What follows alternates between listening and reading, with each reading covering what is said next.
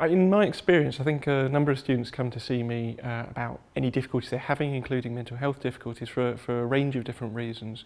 One is that I'm personal tutor to a lot of students. In previous years, I've been personal tutor to about 100 students, so it's quite a number. Another is that I'm quite visible within the department, and I mean that both in terms of where I am within the office. I sit opposite the main door, and also just in terms of being present. I'm involved with various programs across the school. I do various other jobs, like in being involved with the Student Staff Committee. So I'm just kind of a face that's known really around the school.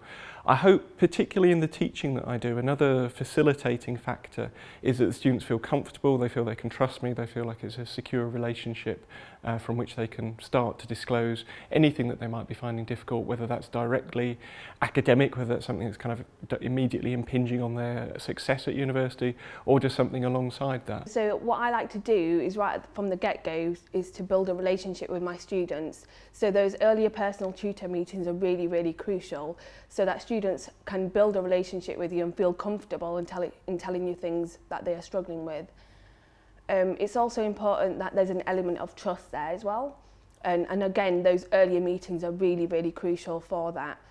And once students start feeling comfortable and can trust you, then they then can actually open up to you about issues like mental health problems.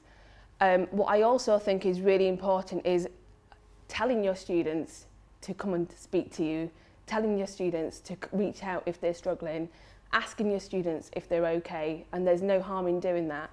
And I think they come to me because they feel comfortable, they can trust me, and I've set that from the start. Well, I think it's important that you're sensitive in how you approach these discussions, and allow the students to do a lot of the talking to begin with, so they can share what they want to share with you, and then you can prompt them as necessary.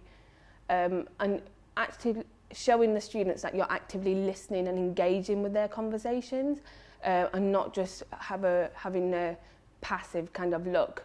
So it's really important that you're actively listening to the student before you provide any kind of support or send them to any kind of services that you need to send them to. I think for students to come and see you, you have to have got that initial relationship working right. It's really important that when a new student arrives at university, as your personal tutor, you have to be accessible to them, and you have to be available and get to know them in those first few weeks.